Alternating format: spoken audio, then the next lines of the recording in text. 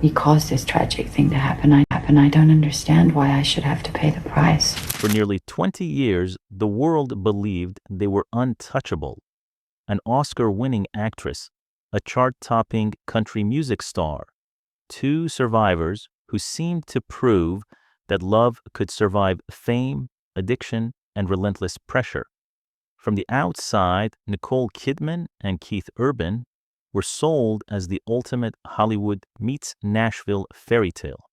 Red carpets, award speeches, tearful declarations of devotion, songs written in her honor, smiles that told the world this love is real. But here's the truth most people never saw. That fairy tale was cracking long before it finally broke. Court documents would later confirm that Nicole filed for divorce after 19 years of marriage. Insiders revealed she fought desperately to hold the family together. And then came the moment no one expected. Keith Urban's first public performance after the split. No wedding ring, no love song for Nicole, and lyrics quietly changed on stage, as if history itself was being rewritten in real time. In just one night, the golden image collapsed, and for the first time, Nicole's side of the story began stepping into the light. But to understand how this marriage unraveled, you have to go much further back. Before Keith, before the fairy tale, before Hollywood hardened her. You have to understand who Nicole Kidman really was long before she learned how to smile under pressure. Born in Honolulu in 1967 to Australian parents, Nicole Mary Kidman did not grow up surrounded by glamour. Her childhood was defined by discipline, structure, and emotional restraint. Her father was a clinical psychologist and biochemist. Her mother was a nurse and educator who demanded excellence, focus, and self-control. When the family returned to Sydney, young Nicole was raised in a home where feelings were not loudly expressed and vulnerability was rarely encouraged. And here's the part people often forget.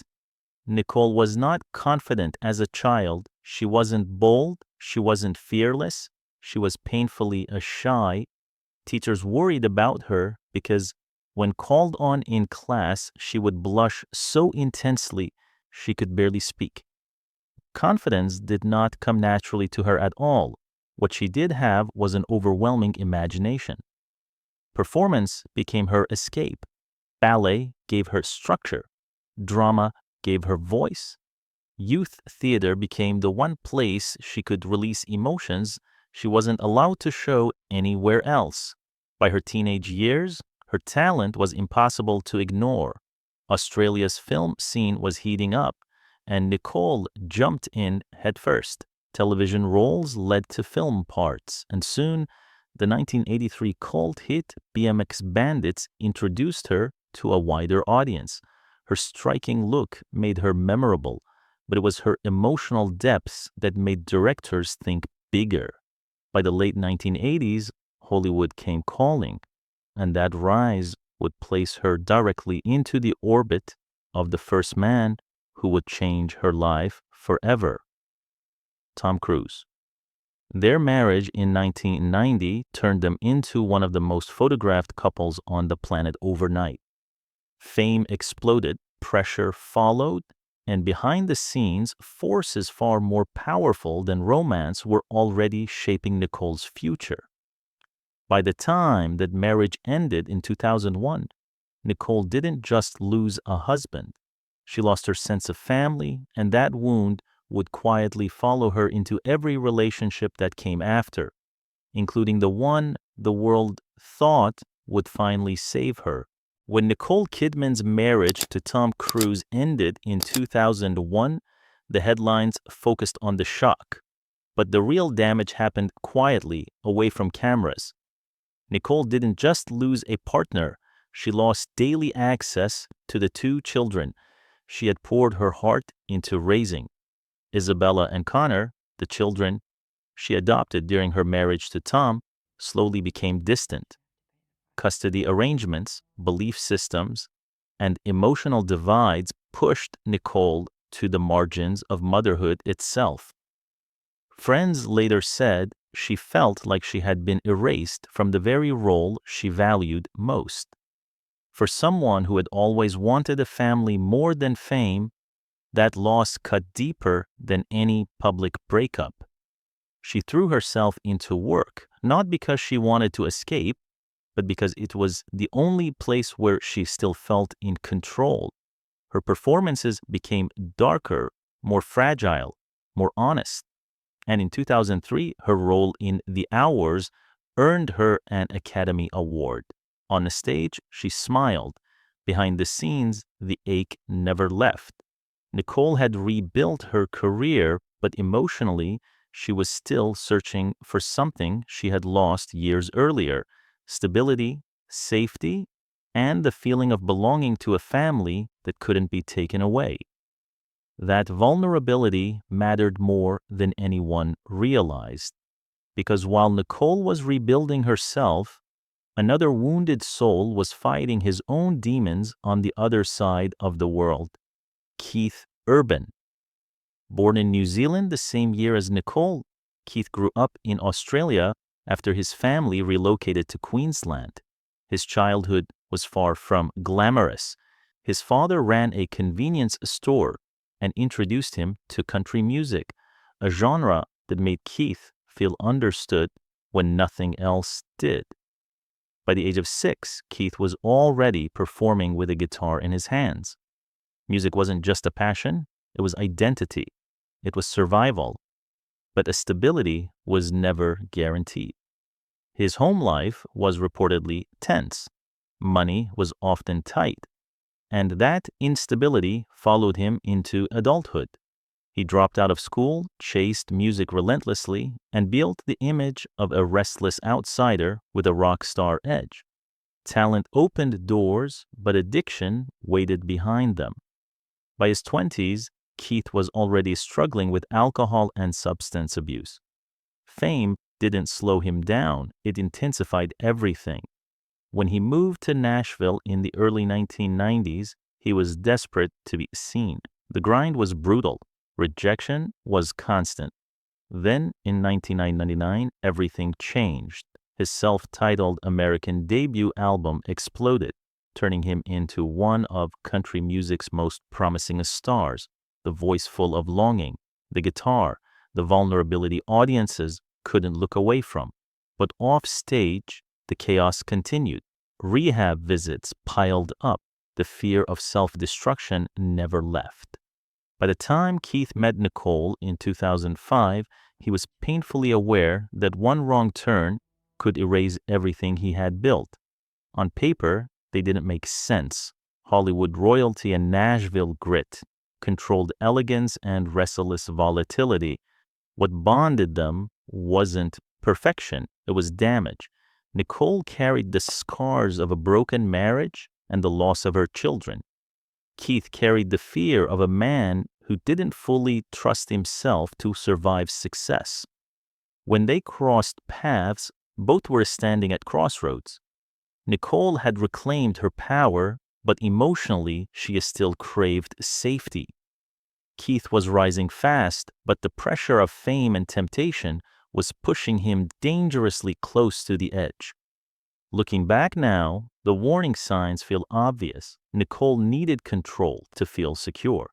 Keith needed freedom to feel alive. Their connection felt intense, magnetic, and real. But intensity is not the same as a stability.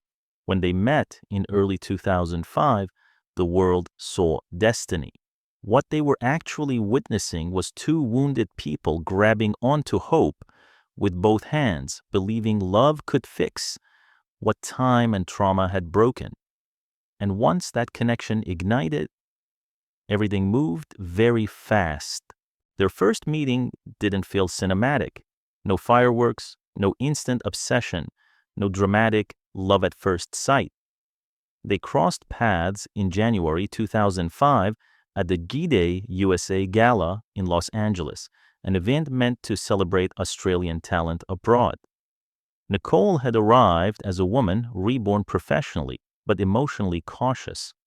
She had survived public humiliation, private loss, and years of feeling like her life was no longer hers.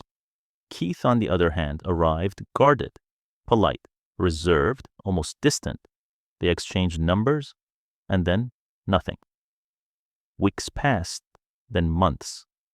Nicole later admitted she assumed he simply wasn't interested. After everything she had endured, rejection felt familiar. She didn't chase, she waited. And quietly, she moved on. That hesitation nearly ended the story before it ever began. When Keith finally called, something shifted immediately. What followed wasn't slow or careful. It was intense, emotional, and fast. Once the connection clicked, it consumed them both. By May, they were spotted together. By the end of the year, Nicole openly said he had swept her off her feet. For Nicole, the relationship felt like oxygen. After years under suffocating scrutiny, Keith felt raw, emotional, imperfect in a way that felt human. He wasn't polished like her past. He wasn't controlling. He didn't come with rules, systems, or expectations shaped by institutions. He felt free. For Keith, Nicole represented something he had never truly known: stability, credibility, a sense of grounding. She was disciplined, focused, and respected in a world that had often treated him like a liability waiting to explode. They weren't just falling in love, they were projecting salvation onto each other. By late 2005, they were walking red carpets as a unit, not as a fling, not as a rebound, as a statement. The media went all in. Two Australians finding each other far from home, pain healed by destiny. A new fairy tale was born almost overnight. In June 2006, less than a year after they began dating, they married at the Cardinal Chiretti Memorial Chapel in Sydney. The ceremony was intimate, candlelit, emotional, heavy with symbolism. Nicole wore a Balenciaga gown and veil. Keith sang for her at the reception. To the public, it looked like redemption completed. The woman who had survived control had found unconditional love. The man haunted by instability had found grace. But real life doesn't pause for fairy tales. Just 4 months later, everything cracked. Keith checked into rehab for alcohol abuse. The honeymoon was barely over. Nicole hadn't even finished writing thank you notes before facing headlines that tore the dream apart. Critics whispered she had married a ticking time bomb.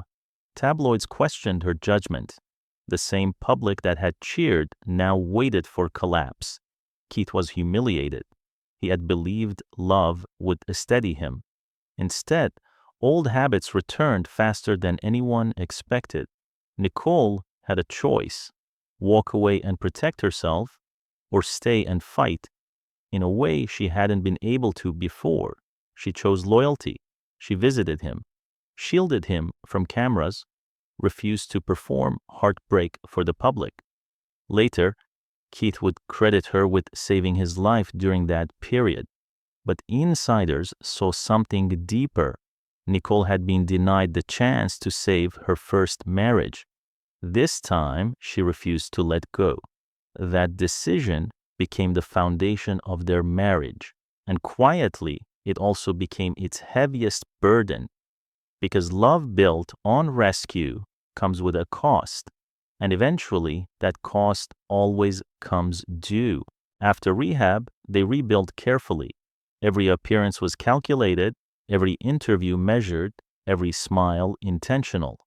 Publicly, Nicole Kidman and Keith Urban became a symbol of resilience. The reformed bad boy, the devoted wife who stood by him when it mattered most. On red carpets, they spoke about gratitude, growth, and second chances.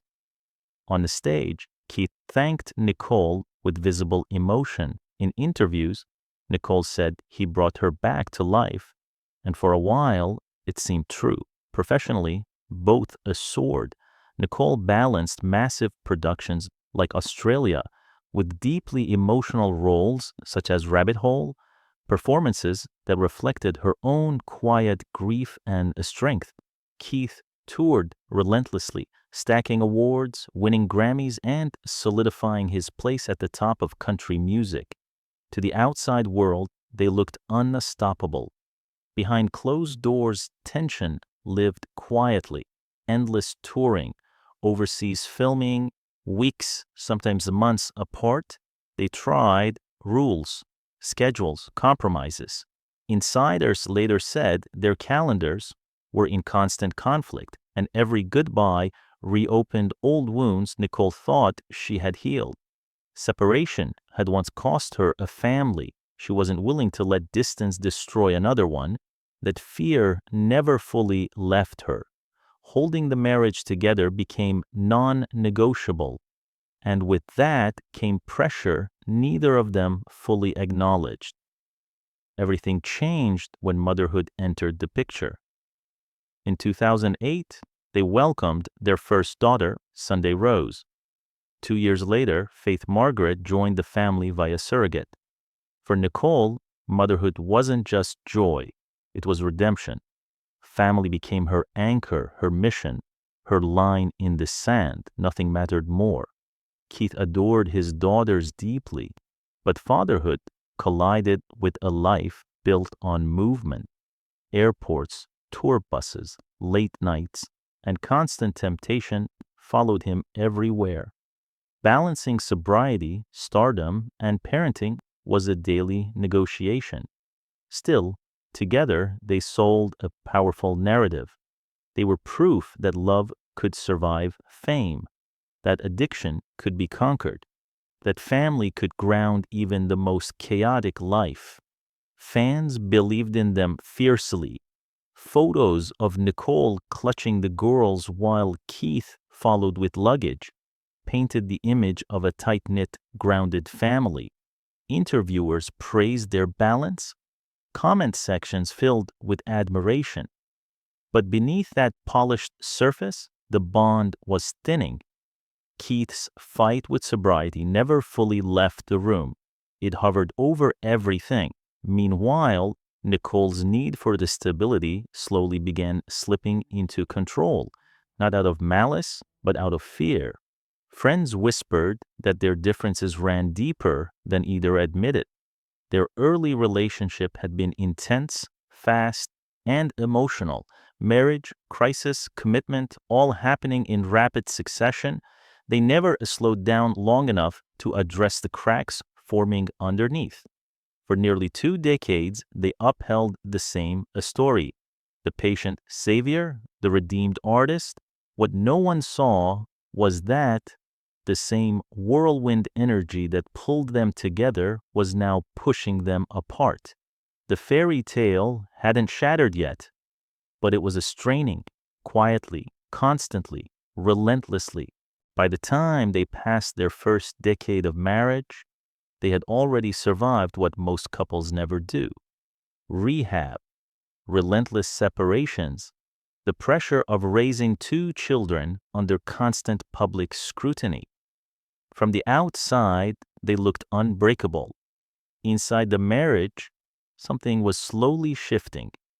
Nicole had spent years being the stabilizer, the planner, the emotional anchor. She managed the schedules, family routines, and the invisible work of keeping chaos away from their daughters. That role gave her purpose, but it also came with a quiet cost. She was tired. Friends later said the exhaustion didn't come from lack of love.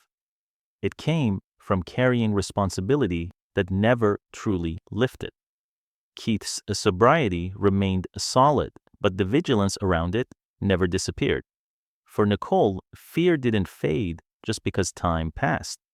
She had lived through too much loss to ever feel fully relaxed. To Keith, that constant vigilance sometimes felt suffocating. He loved her strength, but he wanted to be her equal, not her responsibility. That tension never exploded. It simmered. Keith admired Nicole's discipline, but occasionally bristled at her intensity. Nicole admired his vulnerability, but worried about what came with it. Their marriage became a constant negotiation between freedom and security, passion and peace. Publicly, the United Front never wavered. Whenever rumors surfaced, they denied everything. Nicole calmly told interviewers they had never been stronger. Keith echoed her words, calling her his rock. Red carpet appearances continued, hand-holding, forehead kisses, whispered reassurances. But observers began noticing something subtle. The affection looked real, yet practiced, like two people performing a role they once believed in completely. As the 2020s arrived, the whispers grew louder. Stories circulated about arguments over schedules, nightlife, and emotional distance. Insiders claimed they were living separate lives together, sharing a space, but not always connection. Still, they pushed forward, because by then, their marriage was no longer just a relationship. It was a symbol, proof that love could survive addiction, that commitment could conquer chaos, that fairy tales could exist in real life. Walking away didn't just mean ending a marriage. It meant dismantling a myth, and myths are heavy to carry. Nicole increasingly pulled inward, focusing on her daughters and her work. Keith leaned harder into music. Touring intensified. Performances grew more emotional, more confessional. Music became his release valve, the place where he could say what he didn't know how to express at home. They weren't fighting loudly, they were drifting quietly. Two people who once saved each other slowly realizing that survival was no longer the same as happiness. And every long marriage reaches a moment where a choice must be made: keep holding the image together, or finally admit the truth beneath it. By the early 2020s, the pressure didn't disappear. It just became familiar. To the outside world, they were resilience personified, the couple who had beaten the odds. But behind that image, the emotional cost was piling up quietly, year after year. Friends later said Nicole was growing tired, not of Keith, not of love, but of always being the one braced for impact. She had spent nearly 2 decades anticipating problems before they arrived, managing fear, managing schedules, managing stability. That level of emotional labor doesn't break a marriage overnight. It erodes it slowly. Keith, meanwhile, was changing too. He remained sober, focused, professionally successful, but inside a different frustration was building. He no longer wanted to be seen as the man who needed saving. He wanted partnership, not protection. That tension never found a clean resolution. Nicole loved his vulnerability, but feared what came with it. Keith loved her strength, but sometimes felt overshadowed by it. What once bonded them was now quietly dividing them. Still, the public narrative stayed intact. Every red carpet appearance became part of the mythology. Keith gripping Nicole's hand tightly, kissing her shoulder, whispering reassurances, Nicole smiling calmly, composed, elegant. But long-time observers noticed something subtle. Those smiles felt measured, controlled, professional, like actors reciting lines they once believed in. Raising their daughters only highlighted the differences further. Nicole emphasized structure, routine, and protection from the chaos of fame.